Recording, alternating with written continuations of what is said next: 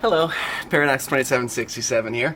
I know what you're thinking. Wow, 2 videos in 1 year. That's unprecedented as far as the last few years have been concerned on this channel. But I had a lot of fun making that Batman video, so I thought, alright, let's try this again. It was cool. So this one's going to be a little bit more Lego-oriented, which is something that I've loved since I was a child. Recently, I was babysitting a little bit for my niece, who's 2, and I showed her first Legos, and she had a lot of fun with that.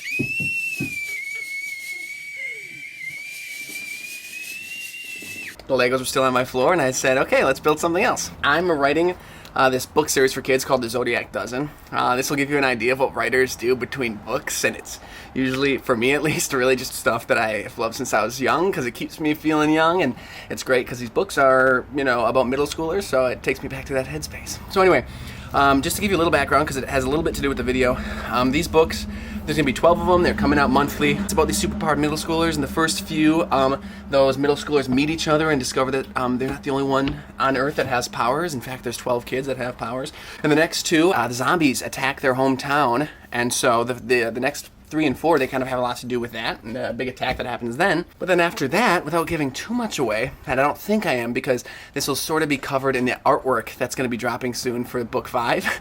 But in book 5 and moving forward, there's a new threat besides just these zombies that come from the moon. It's going to be Constellation based. So already off camera, before I decided to do this video, I made myself a little Lego Ursa minor. But then today I was like, oh, well, why not just make a whole diorama so that the bear has a little place to interact? So I've got my pile of Legos here, and I apologize for the mess also. Like I said, I'm a writer, and we're not necessarily, I don't think, known for cleanliness or anything. Okay, so here's my base. This is the surface of the moon. I'm done. No, I'm just kidding. So let's put some craters and rocks and stuff on there. Like I said, I'm going to look through for some gray pieces and things like that. I got some grays, light and dark. And then I'm going to start collecting anything that's circular, because I feel like that's good enough for craters for the most part, depending. We'll see how it comes out. Oh, I don't know if you know it, but the moon is divided into 2 different kind of zones. There's the light and the dark. So the light pieces are the high ground of the moon, basically, and what looks like white when we look at the moon. And the darker stuff is called the Maria of the moon. And basically, if we lived in a universe that didn't have any asteroids or anything, meteors or anything like that to make craters, the whole moon would be covered in the highlands, and it would all be a light, white, perfectly smooth sphere. Now, what happens is when craters hit it, it punctures through this hard land. All the little features we know to be the surface of the moon, those are just from craters hitting through the white outer layer to the dark. I'm not sure if I'll be using these mountain pieces, because that seems like a little severe for the moon, but then again, I've never been there, nor I presume most of you haven't either, so maybe I'll just go ahead and fudge it a little bit and use those. I'll put this tree, which is going to be our Moon Man. The man, I call him the man on the moon in the books, but he's just sort of a main antagonist. I think I'll put him here. If I use that sort of angle a little bit, I think aesthetically that'll look pretty cool. I'm going to achieve the angled stance of the bear with just a few little pieces. First off, I'm going to put this piece on to give his foot like a pivot point, probably in the front, because that's the stronger of the feet. Okay, pretty standard. Like I said, he swivels now, dances a little bit on that. He'd be good at basketball, probably. So we got his angle, we got our man in the moon. Now it's time to add a few features. This isn't actually a scene that happened in the book, however, it is implied because, well, let me just pause here. My supervisor's here, and I gotta give him a quick pet whenever he comes around. Thanks.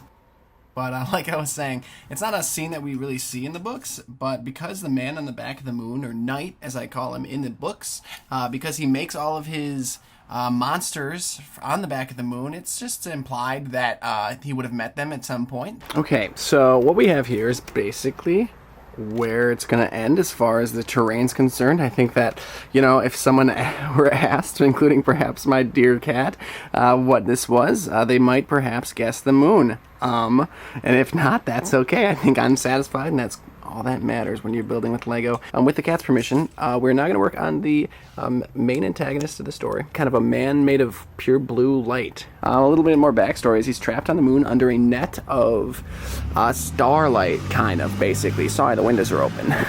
Okay, right off the bat, I found this net piece. A lovely blue outfit. I've already put him on a bit of a rotating piece so I can have him seated at an angle. I didn't have a blue Lego head, but I did have a blue helmet. As far as blue gloves, couldn't find those either. But my alternative is to use these dark gray ones. So, let's see. Put a hand in.